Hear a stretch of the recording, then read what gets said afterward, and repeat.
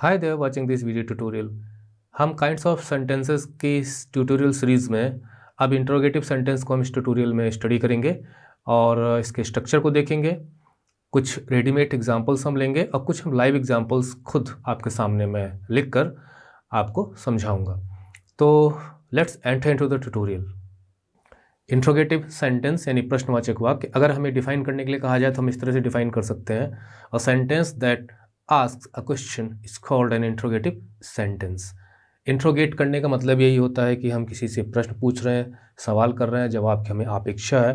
वही interrogation, interrogative तो adjective है, मतलब उस सेंटेंस की विशेषता बता रहा है कि किस प्रकार का सेंटेंस, इंट्रोगेटिव सेंटेंस, जिसमें हम कुछ क्वेश्चन पूछ रहे हैं। तो ये प्रश्न करने वाले वाक्य होते हैं और इनका जो पंक्चुएशन मार्क है वो है क्वेश्चन मार्क। इनकी पहचान यही होती है इस प्रकार के वाक्यों की कि वो प्रश्नवाचक चिन्ह के साथ खत्म होते हैं।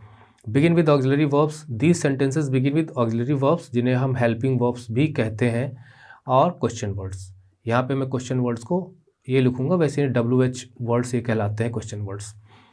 तो या तो ये ऑक्सिलरी वर्ब से शुरू होते हैं, क्वेश्चन वर्ड से शुरू होते हैं।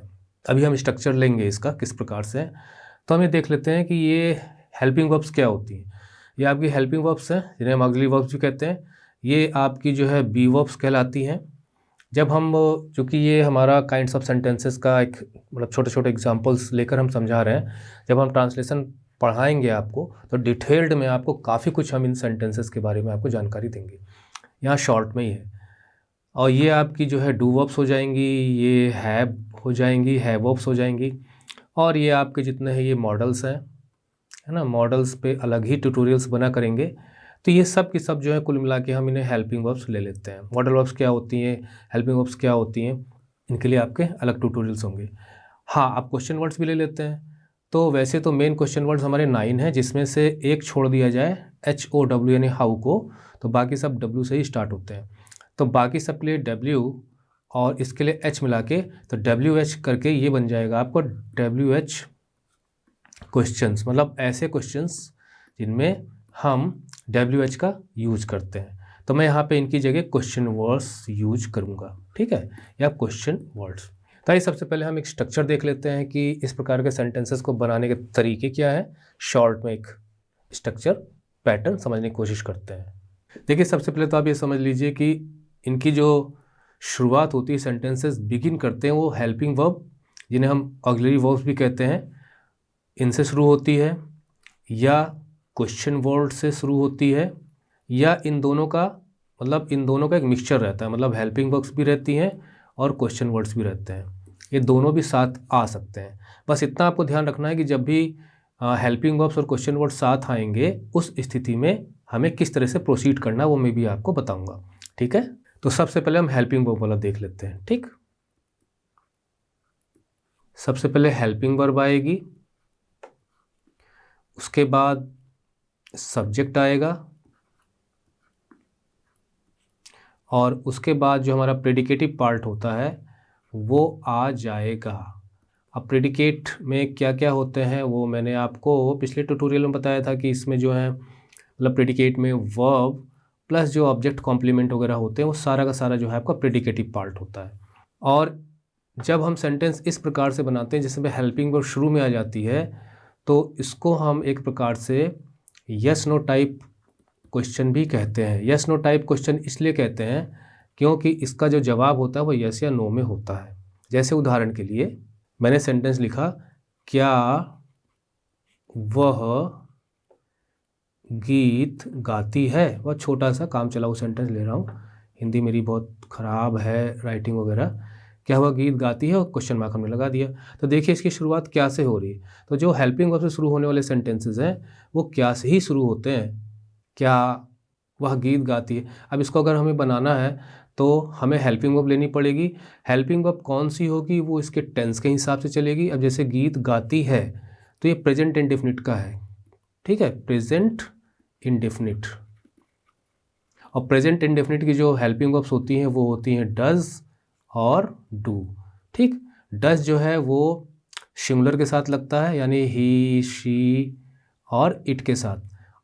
तो यहाँ पे आपका आया है ये, क्या वह गीत गाती है, वह मतलब अकेली लड़की है, तो हम यहाँ पे डज का यूज करेंगे, डज। और उसके बाद तुरंत हमें सब्जेक्ट लेना है शी, और जब भी हम हेल्पिंग वर्ब यूज़ करेंगे तो वो जो SES वाला नियम होता है ख़त्म हो जाता है और यहाँ पे सिंग आएगा, फर्स्ट फॉर्म आती है। सारे नियम्स हैं वो हम सब आपको ट्रांसलेशन में ही बताएंगे, हमेशा हम उस चीज़ को नहीं बता सकते हैं, वैसे ही वीडियो लॉन्ग हो जाते हैं। डस शी सिंग, और यहाँ पे हम ए ज़रूर लगाएंगे, वो आर्टिकल के चैप्टर में जब हम पढ़ाएंगे तो आप जानेंगे। और ये हो गया does she Singh a song. तो ये तो हो गया आपका यस नो टाइप वाला एक पूरा सेट यहाँ पर हमने आपको दे दिया। अब आते हैं हम दूसरे एग्जाम्पल पर, क्वेश्चन वर्ड, जिन्हें आप कह सकते हो कि डिटेल्ड आंसर टाइप।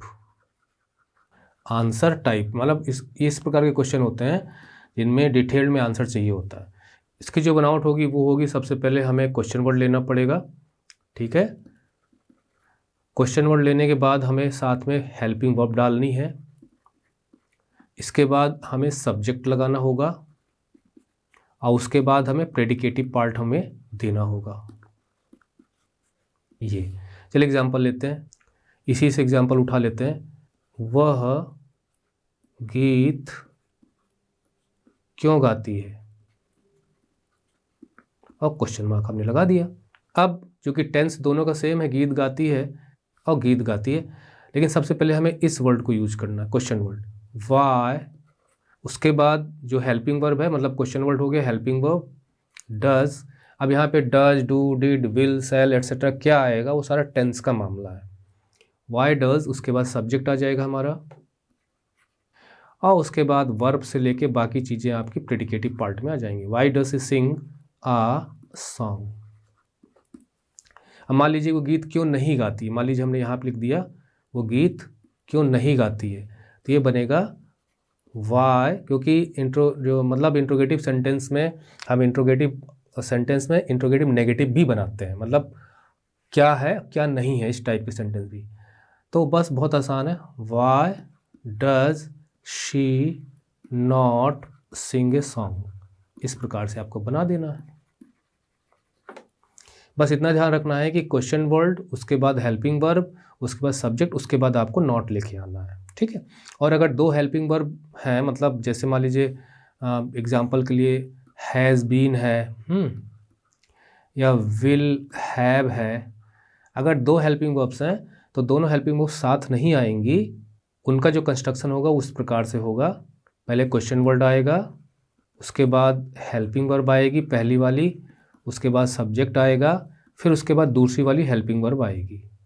जैसे मान लीजिए हम विल हैव को ही उठाएं, या विल, तो ये विल यहाँ पे आएगा, हैव यहाँ आएगा, सब्जेक्ट यहाँ आएगा। जैसे फॉर एग्जांपल मैं कुछ एग्जांपल देता हूँ कि वह अपना कार्य कर चुका होगा, he will have done his work. अब इसमें हमें क्वेश्चन वर्ड डाल के बनाते हैं कि when will, when question word हो गया, विल एक हेल्पिंग वर्ब होगी, व्हेन विल उसके बाद सब्जेक्ट ही, उसके बाद फिर दूसरा वाला जो है हैव, पहला विल फिर subject have, when will he have done या कंप्लीटेड या फिनिश्ड हिज वर्क। ओके, इस प्रकार से। तो ये स्ट्रक्चर हो गए, दो स्ट्रक्चर हमने यहाँ पे देखे, एक स्ट्रक्चर हमारा ये है, एक स्ट्रक्चर हमारा ये है, और ये यस नो टाइप का है, मतलब इसमें हम यस या नो में उत्तर देते हैं कि क्या वह गीत गाती है, हाँ गाती है, नहीं गाती है। यहाँ पे हमें डिटेल्ड आंसर चाहिए होता है, डिटेल्ड वाले में हम क्या करते हैं, क्वेश्चन वर्ड यूज़ करते हैं कि वह गीत क्यों गाती है, क्यों नहीं गाती है, तो आपको जवाब देना पड़ेगा। तो ये दो प्रकार से हैं। अब हम चलते हैं, कुछ रेडीमेड एग्जाम्पल्स ले लेते हैं। यहाँ पे मैंने हेल्पिंग वर्ब्स ले ली हैं आपके साथ, जिससे कि आप उनको भी तालमेल बिठा सकें। पहला क्वेश्चन है, is he going to school, question mark हमने देख लिया, हेल्पिंग वर्ब शुरू में आ गई, और ये आपकी हेल्पिंग वर्ब शुरू में आई है, तो ये निश्चित है यस नो टाइप वाला क्वेश्चन होगा। तो is he going to school, क्या वह स्कूल जा रहा है। इंग्लिश में जब हम ट्रांसलेट करते हैं तो हम सबसे पहले हेल्पिंग वर्ब डालेंगे, उसके बाद सब्जेक्ट तो हमें लाना ही लाना है, कौन स्कूल जा रहा है, ही, बाकी चीज़ें आपकी बाद में आ जाएंगी। तो यहाँ पे मैंने असर्टिव का भी कॉलम आपके लिए डाल दिया है कि जब सवाल पूछा जाएगा तो उसका जवाब भी आएगा, तो जो जवाब होगा वो जवाब आपका असर्टिव सेंटेंस होगा। असर्टिव सेंटेंस हमने पिछले ट्यूटोरियल में आपको बताया था कि असर्टिव सेंटेंस में अफर्मेटिव नेगेटिव दोनों होते हैं। तो is he going to school, तो जवाब ये भी हो सकता है कि हाँ yes he is going to school, या no he is not going to school. इस प्रकार से हम इसका जवाब दे सकते हैं। इसके बाद हमने यहाँ पे क्वेश्चन वर्ड भी ले लिया। जब क्वेश्चन वर्ड आएगा, यानी जिसे हम कहते हैं WH question words, question sentences, interrogative sentences, तो यहाँ पर हमें डिटेल्ड आंसर चाहिए। When is he going to school, वह स्कूल कब जा रहा है, तो आपको टाइम बताना पड़ेगा। आप यस नो में काम नहीं चला सकते कि वह स्कूल कब जा रहा है, तो आप जवाब दोगे यस नो, तो आपको मूर्ख समझा जाएगा। वॉज इन द क्लास, क्या वो क्लास में था। अब ये जो है इसमें हमने कोई भी मेन वर्ब यूज़ नहीं की है, देख रहे हैं ना, यहाँ पे हमने सिर्फ इसी हेल्पिंग वर्ब को ही मेन वर्ब मान लिया एक प्रकार से, इसलिए यहाँ पे बीच में कहीं पे भी कोई भी वर्ब मेन नहीं आई है। तो वॉज यानी हेल्पिंग वर्ब, फिर सब्जेक्ट इन द क्लास, क्या वह क्लास में था, no he was not in the class, या yes he was in the class. उसके बाद why was he not in the class, वो क्लास में क्यों नहीं था, वो क्लास में, तो उसका आप जवाब दीजिए डिटेल्ड में। इसी प्रकार से यहाँ पर है, ये आपकी हेल्पिंग वर्ब है ना, ये आपकी हेल्पिंग वर्ब है। और यहाँ पे हमने जो कॉलम है, यहाँ पे हमने क्वेश्चन वर्ड्स लिए हैं। Who is your favourite teacher, which book are you going to study, है ना, वेयर आर यू गोइंग। तो ये सब के सब जो क्वेश्चन, अब देखिए यहाँ पर हमने क्या किया है कि विच बुक हमने शुरू में ले लिया, मतलब ये हमने यहाँ पे क्वेश्चन वर्ड की जगह रखा है, फिर हमने हेल्पिंग वर्ब ली है, फिर हमने सब्जेक्ट लिया। तो कभी कभी हमें क्वेश्चन वर्ड की जगह हम जैसे हाउ लॉन्ग ना, हाउ मच, इस प्रकार के सेंटेंस भी बनाते हैं। दूसरी चीज़ आपको ये ध्यान में रखना है कि हम मतलब कि अगर प्रेजेंट इंडेफिनिट और पास्ट इंडेफिनिट ने सेंटेंस बनाना हो तो हम हु के साथ बिना कोई हेल्पिंग वर्ब इस्तेमाल किए हुए हम डायरेक्ट बना सकते हैं। जैसे उदाहरण के लिए अगर हमें कहना हो कि वहाँ कौन जाता है, कौन जा रहा है, तो हु गोज़ देयर, यहाँ पे आपको डज लगा के गो लगाने की हु डज गो देयर नहीं बनाना चाहिए, ये प्रॉपर सेंटेंस अच्छा नहीं लगता, बना आप सकते हो। इसी प्रकार से यहाँ पे विच है, तो विच के साथ भी हम यहाँ पे एक नाउन ला के साथ में सेंटेंस को आगे बढ़ा सकते हैं। इसी प्रकार से हुज के साथ भी हम कर सकते हैं, हुज बुक इज दिस, ये किताब किसकी है। इसी प्रकार जैसे हु गोज है तो हम पास्ट में बना सकते हैं हु वेंट देयर। लेकिन जैसे ही आप आओगे प्रेजेंट डेफिनिट, पास्ट इंडेफिनिट के अलावा किसी दूसरे टेंस में, तो आपको हेल्पिंग वर्ब यूज़ करनी पड़ेगी, और नेगेटिव बनाओगे तो करनी ही करनी है। तो आइए, वैसे तो यहीं पे जो ट्यूटोरियल देखना बंद करना चाहते हैं तो कर सकते हैं, लेकिन अब मैं कुछ आपको लिखकर सेंटेंसेस बना के दिखाने की कोशिश करता हूँ लाइव। पहले मैं कुछ सेंटेंसेस यहाँ लिख लेता हूँ, यहाँ पे मैं असर्टिव सेंटेंसेस पहले लिख लेता हूँ और इनसे हम कुछ क्वेश्चंस बनाएंगे, ठीक है।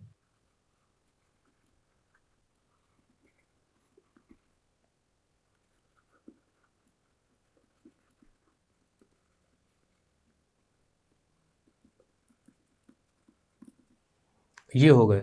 अब हम बनाते हैं, ये हमारे असर्टिव सेंटेंसेस हैं, हमें इनको कन्वर्ट करना है, मतलब इनका क्वेश्चन बनाना है। इस तरह से कॉम्पिटिटिव एग्जाम से पूछे भी जाते हैं। तो इनका इंट्रोगेटिव सेंटेंस बनाते वक्त हम अपने जो स्ट्रक्चर अभी मैंने आपको बताया था उन्हीं को हमें ध्यान में रखना है। कहीं पे ये हेल्पिंग वर्ब से शुरू होंगे, कहीं पे क्वेश्चन वर्ड से शुरू होंगे। My father goes to Mumbai, मेरे पिताजी मुंबई जाते हैं। हम इसका प्रश्न ये बनाएंगे कि तुम्हारे पिताजी कहाँ जाते हैं। कहाँ का मतलब where, question word. Where does your father go? Where does your father go? बन गया। यहाँ पे हम क्वेश्चंस लिख देते हैं। It will take 2 days, लगभग 2 दिन लगेंगे इस वर्क को कंप्लीट करने में। तो इसका क्वेश्चन क्या बन सकता है कि इस वर्क को कंप्लीट करने में कितने दिन लगेंगे। तो ये बनेगा आपका हाउ लॉन्ग, यहाँ पे क्वेश्चन वर्ड पूरा का पूरा हाउ लॉन्ग से बनेगा। उसके बाद helping verb, will it take to complete this work, और इंट्रोगेशन निशान लगा दीजिए। We shall meet again on Sunday, हम संडे को दोबारा मिलेंगे। तो इसका क्वेश्चन क्या बन सकता है कि हम दोबारा कब मिलेंगे। कब मतलब when, question word. When shall यानी हेल्पिंग वर्ब पर से ये मॉडल भी है, when shall we meet again, और question word. He is playing video game now, यहाँ पे इंट्रोगेशन पंक्चुएशन रहेगा, पीरियड एंड फुल स्टॉप। वो इस वक्त वीडियो गेम खेल रहा है। तो इसका क्वेश्चन क्या बनेगा, इसका क्वेश्चन ये बन सकता है कि वो अभी क्या कर रहा है। तो what is he doing now, I help him, मैंने उसकी मदद की थी। तो इसका क्वेश्चन क्या बन सकता है, तुमने किसकी मदद की थी। तो इसे हम ऐसे बना सकते हैं, whom did you help। अब ये डिड लगा रहे हैं, कहीं पे इज लगा रहे हैं, कहीं पे सारा टेंस का मामला है। whom did you help, interrogation का मार्क, तुमने किसकी मदद की थी। आजकल whom की जगह who भी यूज किया जा रहा है, who did you help, तो वो भी सही है। No I can not solve this question, मैं इस क्वेश्चन को नहीं सॉल्व कर सकता। इसका क्या बन सकता है इंट्रोगेटिव सेंटेंस, क्या तुम इस क्वेश्चन को सॉल्व कर सकते हो। ये मैंने इसलिए दिया क्योंकि यहाँ पे एक मॉडल भी मैं यूज़ करना चाहता हूँ। तो इसका क्वेश्चन बनेगा, can you solve this question, और क्वेश्चन मार्क। यहाँ पे जो कैन है ये एक मॉडल है, तो मैंने मॉडल से भी एक आपको इंट्रोगेटिव सेंटेंस बना दिया। तो ये कुछ सेंटेंसेस थे। यहाँ पर मैंने असर्टिव सेंटेंस और इंट्रोगेटिव सेंटेंस का तालमेल बिठाकर आपको दिखाया कि अगर कोई सेंटेंस दे दिया जाए असर्टिव और आपसे कहा जाए कि आप इसका इंट्रोगेटिव सेंटेंस फॉर्म करो, तो कैसे आप कर सकते हो। एक कुछ एग्जांपल्स मैंने दिए। और एक चीज़ और आपको यहाँ ध्यान रखनी है, वो ये कि जो यहाँ पे कि जो एक्सक्लेमेशन वाले सेंटेंसेस होते हैं, ऑपरेटिव सेंटेंसेस होते हैं, है ना, तो उसमें मे का भी यूज होता है ना। मे यू लिव लॉन्ग, इस तरह के सेंटेंसेस आपको मिल जाएंगे, मे गॉड हेल्प यू। तो उस स्थिति में हम इसको फुल स्टॉप से भी ख़त्म कर सकते हैं, एक्सक्लेमेशन मार्क से भी ख़त्म कर सकते हैं। तो वहाँ पर ये जो मे है ना, ये एक मॉडल वर्ब है, शुरू में आ रही है, हेल्पिंग वर्ब आप कह सकते हो, लेकिन फिर भी ये क्वेश्चन नहीं है। मतलब इसके लिए यहाँ पे क्वेश्चन मार्क का होना ज़रूरी है। खाली हेल्पिंग वर्ब से शुरू हो जाने से कोई क्वेश्चन नहीं बन जाता। तो हमें इस तरह के भी सेंटेंसेस मिलेंगे जहाँ पर मे का यूज हो रहा है शुरू में और वो इंट्रोगेटिव सेंटेंस नहीं है। अगर उसके आगे एक्सक्लेमेशन का मार्क है और फुल स्टॉप का मार्क है, तो फुल स्टॉप का मार्क है तो वो ऑपरेटिव सेंटेंस हो सकता है। तो ये कुछ एग्जांपल्स मैंने आपके सामने दिए। आपको अगर प्रैक्टिस करनी है तो आप प्रैक्टिस कर सकते हो, वेबसाइट में जाकर आप विजिट कर सकते हो, लिंक आपको वीडियो डिस्क्रिप्शन में मिल जाएगा। और जो स्कूल स्टूडेंट्स हैं उनके लिए फ्री ट्यूशन की व्यवस्था मैंने की हुई है ऑनलाइन, वो कांटेक्ट कर सकते हैं, वीडियो डिस्क्रिप्शन में आपको उसका नंबर मिल जाएगा, only for school students.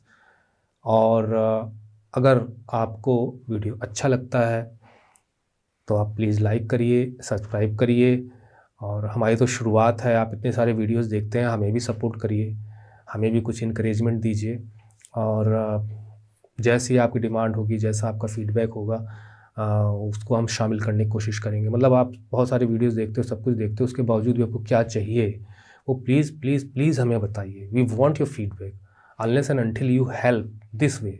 What type of help I want your feedback, कि what you want me to incorporate to include the video tutorials so that they become more beneficial and shine among all the YouTube channels.